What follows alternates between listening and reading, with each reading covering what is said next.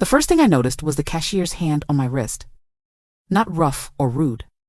Just firm enough to stop me as I reached for the small sheet cake I had saved for. He leaned over the scratched counter and lowered his voice until it was almost a breath. "Are you Margaret Lawson? Are you Ethan's mother?" I nodded, because my voice had slipped somewhere behind my ribs. He gave me a quiet warning about my daughter-in-law's family, about how they spent freely while calling my son for help every month. His eyes held the kind of worry you only see on people who have watched something wrong for too long. Then he let go and kept scanning as if nothing at all had happened. I pushed through the side door into cold Ohio wind and tried to breathe. The parking lot hummed with afternoon noise. Carts rattling, engines idling, a child crying after a balloon slipped into the sky. I should have gone straight to my son's car where he was waiting, but curiosity pressed on my chest like a weight. I circled the loading dock and slipped behind 2 green dumpsters that smelled like old oranges and bleach. From there, I could watch the front without being seen and decide whether the warning was kindness or gossip. 2 minutes later, I saw Martin Hale, my daughter-in-law Clara's father, push through the automatic doors with 3 glossy black bags that glinted like wet stone. Gold letters on the sides caught the light. They were not grocery bags. They were designer. He moved easily, not like a man buried under overdue notices, and clicked a key fob until a new pale SUV chirped and flashed. He stacked the bags in the trunk with the care people use for glass, then took a phone call with the relaxed smile of someone who believes everything will work out in his favor. I am 68, a retired nurse from a small clinic in Columbus, and I have counted pennies all my life to make sure my boy had what he needed. Ethan married Clara 3 years ago. I told myself she was simply reserved, the way some people are when they step into a new family. Her father was always polite. Her mother always asked about my health. Yet requests kept arriving at my son's door. There were stories about rent, medicine, and car repairs. Small fires that needed cash fast.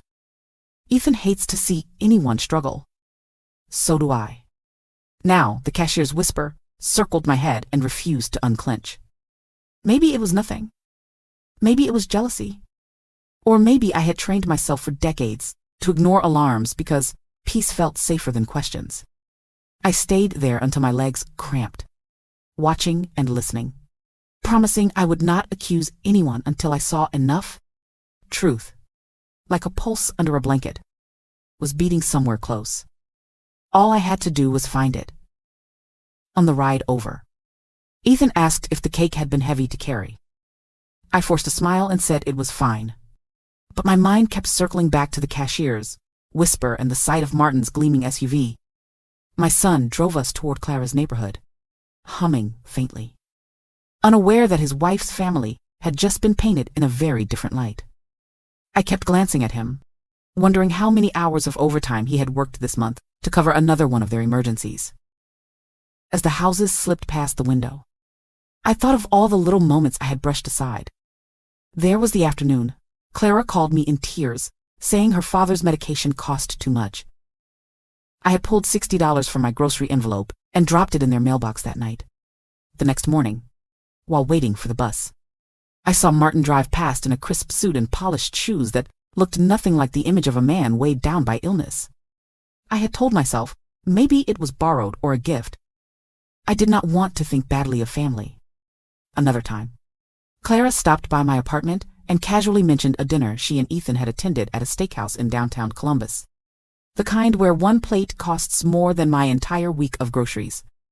When I asked if it was for a birthday or a work event, she shrugged and said friends had invited them and insisted on paying.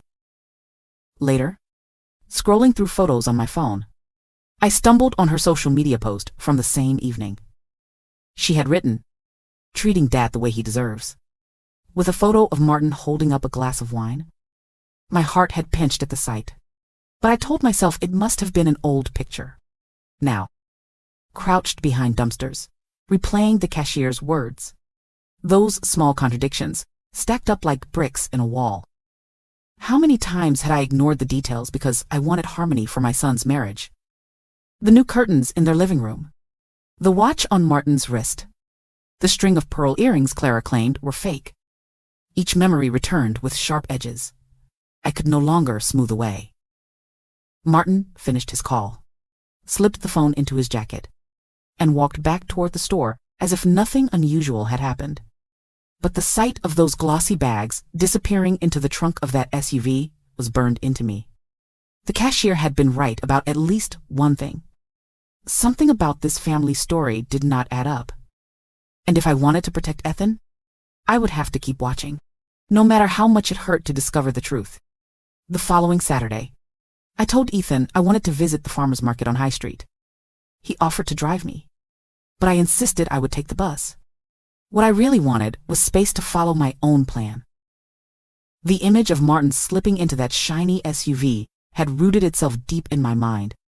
I needed more than one glimpse, more than one whispered warning. I needed to see for myself the rhythm of his life when he thought no one was watching. From the market, I walked 3 blocks to a small cafe with wide windows and a clear view of the road. I ordered black coffee and waited. At noon, sharp, Martin's SUV rolled past. He did not turn toward the hardware store he claimed to be working at part-time. Instead, he pulled into the lot of the Dublin Country Club, a place so exclusive I had only ever seen it in magazine articles at the dentist's office. The guard at the gate waved him through without hesitation. My chest tightened. People drowning in debt do not stroll into country clubs in tailored jackets. I lingered until he drove away 2 hours later, looking satisfied, his posture straight, his face glowing the way people look after closing a deal. He had no grocery bags this time, just a leather briefcase. When he passed me on the street corner, I ducked behind a bus shelter, heart pounding. He was humming, as if the world itself had no weight for him at all. That evening, as I walked home, the October air sharp in my lungs, I overheard 2 women outside a boutique on 3rd Avenue. One, a gray-haired woman in a bright red scarf, said, "Did you see Clara last week at the mall? That emerald dress she wore must have cost at least $200. The other adjusted her glasses and replied, "And she bought those French beauty creams too.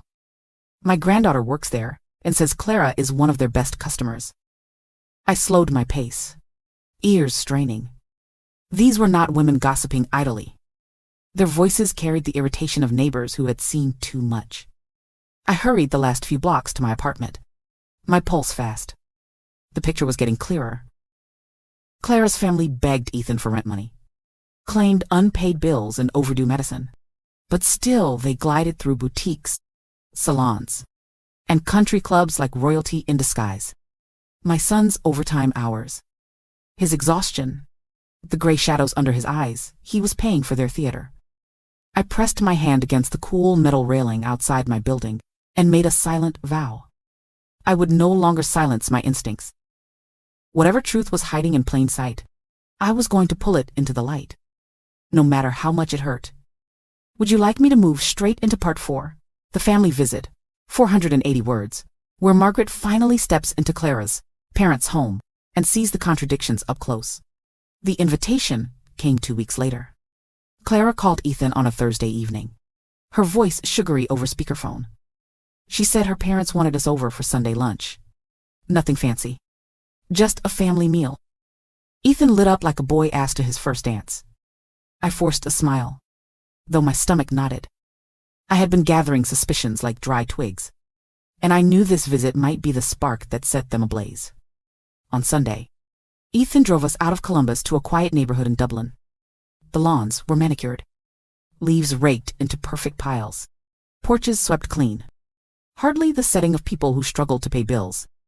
Clara greeted us at the door in a silk blouse, the color of autumn leaves. She hugged me warmly, and the faint trace of expensive perfume clung to my coat. I had seen that bottle once in a store window. Its price was nearly half my grocery budget for the month. Inside, the house gleamed as though it had been staged for a magazine. The living room walls had fresh paint. The floors shone, and a brand new leather sofa sat where the old fabric one used to be. Crystal vases dotted the tables, filled with roses that looked too perfect to be store-bought. A massive flat-screen television dominated one wall. the kind I had only ever seen in appliance showrooms. I forced my lips into a polite smile, but inside every detail screamed contradiction. "Mom, doesn't it look wonderful?" Ethan whispered proudly, as if Clara's family's prosperity reflected on him. I nodded, too weary to argue. At the dining table, Martin poured us wine from a dark bottle with a gold-foiled label. I recognized it instantly. Just last week, I had seen the same bottle at a specialty store, $60 at least. "A gift from a friend," Martin said when I asked. His smile was smooth, practiced. Clara's mother, Diane, carried in platters of roasted lamb, saffron rice, and imported cheeses, all arranged like a feast from another world. "We found some incredible discounts," she explained when I raised an eyebrow. Discounts again. Always discounts. As the meal stretched on, I kept my hands folded in my lap, studying every detail. Clara's earrings caught the light pearls. Not fake, like she had once claimed. Her nails were manicured in a style that cost more than my weekly prescriptions. The conversation danced lightly around Ethan's job, his long hours, and the little apartment he and Clara shared. Each time he mentioned working overtime, Clara's eyes flickered, and her parents exchanged a glance so quick most would have missed it. But I saw. I always saw.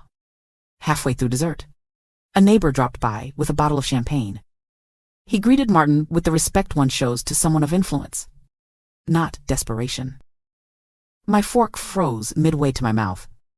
This was no struggling family, barely keeping the lights on. This was a family living well, living off the sweat of my son's back. When we left that afternoon, Ethan clasped my hand, beaming.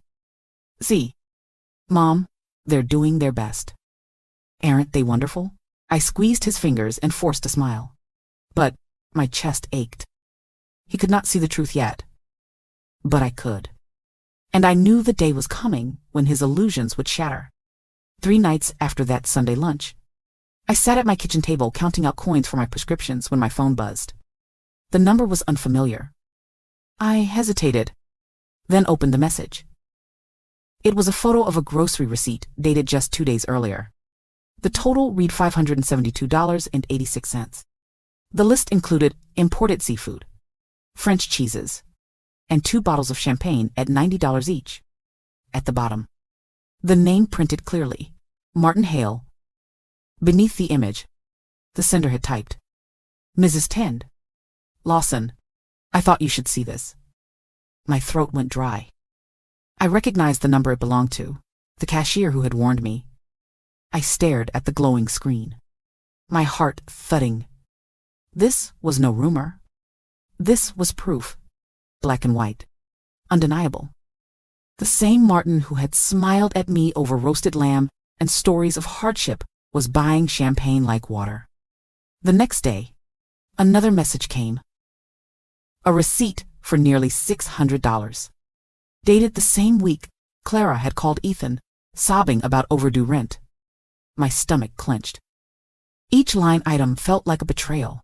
Caviar, truffles, imported wine. I pressed the phone against my chest and closed my eyes. My son had worked double shifts that week.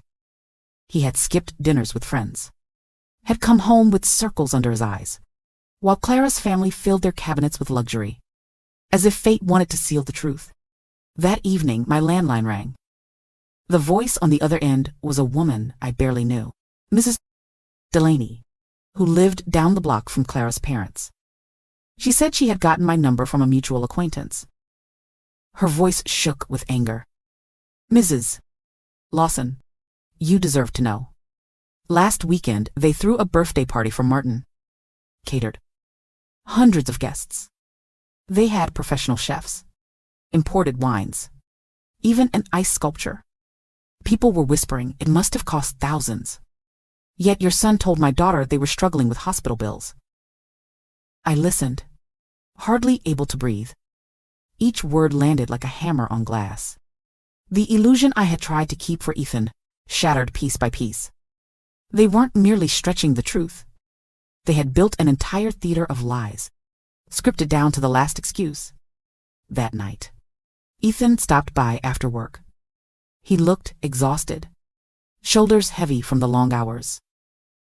He told me Clara had mentioned another emergency, this time car repairs for her father. He sighed, saying he might need to dip into his savings. I reached across the table and held his hand. I wanted to blurt it all out, to show him the receipts glowing on my phone. But I stopped. His eyes were kind but tired, not ready for war. I knew then what had to happen. I needed more. Enough that even Ethan, blinded by love and loyalty, could not deny it. Proof so heavy that lies would collapse beneath its weight. The following Wednesday, Ethan arrived at my apartment after work. He looked worn, his tie crooked, his face pale from long hours. He sank into the chair across from me and rubbed his temples. Clara just called, he muttered. Her dad needs another procedure. Insurance won't cover it. They need $200 by Friday. I felt the air leave my chest. The words were nearly identical to what Clara had used the last time. My hands trembled as I reached for my phone. Ethan, I said softly, I need to show you something. He looked up, puzzled. I opened the photos the cashier had sent me. One by one, I placed the screen before him. The receipts glowed in the dim light of my kitchen. 400, 600, champagne, caviar, designer groceries. Each dated the same days his wife had claimed her family was desperate. At first he frowned. Mom, these could be anyone's. Look closer, I whispered. His eyes slid to the name printed at the bottom. Martin Hale. His jaw tightened. He scrolled through the next. Then the next. His voice cracked. Where did you get these? I told him about the cashier, about overhearing neighbors at the boutique, about the party misses. Delaney described. Every word was slow, careful, like stepping across thin ice. Ethan's shoulders stiffened. You mean to say Clara's family? What lied? For 2 years? His voice was a blend of disbelief and anger. I didn't answer. I just let the evidence speak. He stood, pacing the small room, running both hands through his hair. No. There has to be another explanation. Maybe Dad had a good month. Maybe they borrowed. Maybe his voice trailed off, unconvincing even to himself. I wanted to reach for him, but I knew he needed space to let the realization bloom. Son, I said gently, I know you love Clara. But love should not demand blindness. Look at the dates. Look at the amounts. While you worked overtime, they feasted. His chest rose and fell rapidly. Finally, he stopped pacing, his eyes wet. I need to know for sure. I can't keep living in this fog. That night, after he left my apartment, Ethan went home and did something he had never done before. He searched through Clara's things. In the back of their closet, he found glossy shopping bags from boutiques in downtown Columbus. Inside were clothes, still with price tags, jewelry tucked into velvet boxes. And then the ledger spiral bound, filled with Clara's neat handwriting. Page after page recorded every fabricated emergency: rent, medicine, car repairs. Next to each line was the amount Ethan had sent. At the bottom of the last page was a new entry in bold. Mom, dental surgery, next month, $1. 800. A note followed in the margin. If he resists, remind him how much he owes us. When Ethan called me later that night, his voice was hollow. Mom, he whispered, it's worse than we thought. They kept records, like it was a business. The next evening, Ethan asked Clara to sit with him in the living room. His voice was calm, but his hands trembled. He laid the ledger on the coffee table, the receipts I had given him stacked neatly beside it. Clara's eyes flickered the moment she saw them. For a heartbeat, she froze, then forced a laugh. Where did you find that old notebook? Those are just household notes. Ethan opened to a page labeled Car Repairs $650. This date, he said quietly. You told me your father's transmission broke. You cried on the phone until I wired the money. On this same day, you spent nearly $700 on clothes. And here, hospital bills $300 the very day Dad bought champagne. His voice shook, but his gaze never left hers. Clara's mask cracked. She leaned forward, her tone sharp. You had no right to go through my things. And you had no right to turn my life into an ATM. Ethan snapped. The words hung heavy in the room. Martin arrived minutes later, called in by Clara's urgent text. He walked in wearing a pressed shirt and that same confident smile. But when he saw the ledger, the receipts, and Ethan's pale face, his expression faltered. Son, whatever this looks like, I can explain. Then explain, Ethan demanded. Explain why every emergency lined up perfectly with shopping trips and parties. Explain why I have given over $15,000 in 2 years while your house keeps getting shinier. For a long moment, Martin said nothing.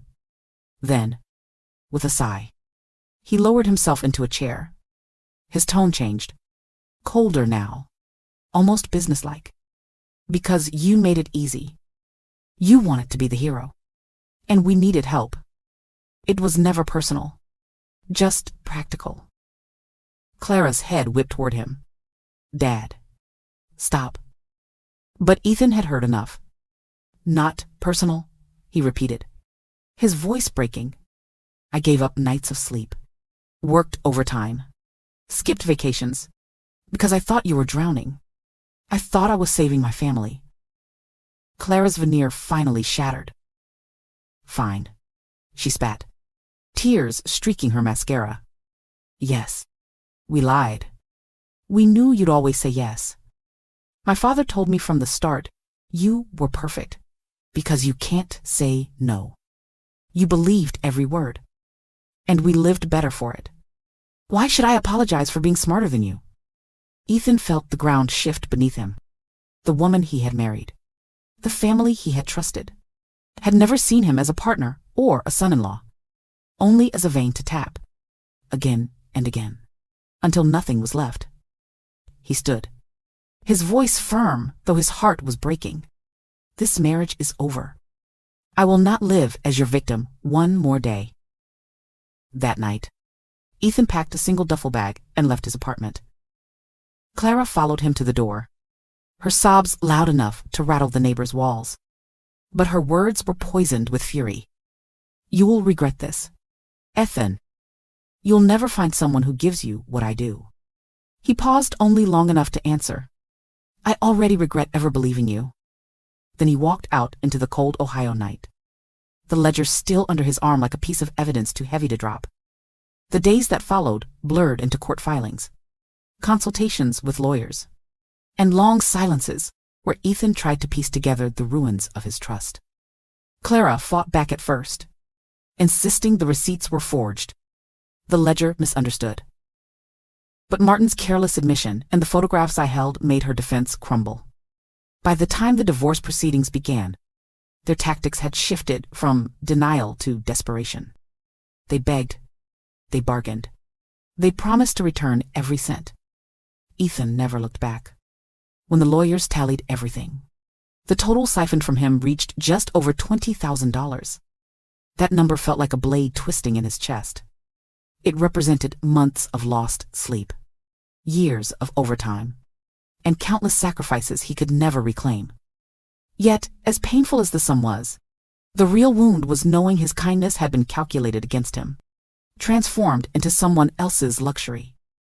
Clara tried one last act.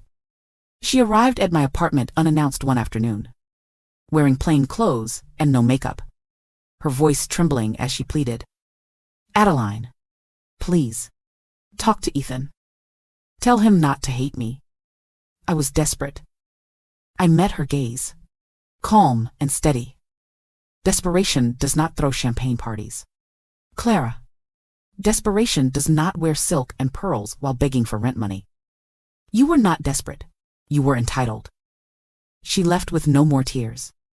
Only a cold glare that told me the mask had finally slipped.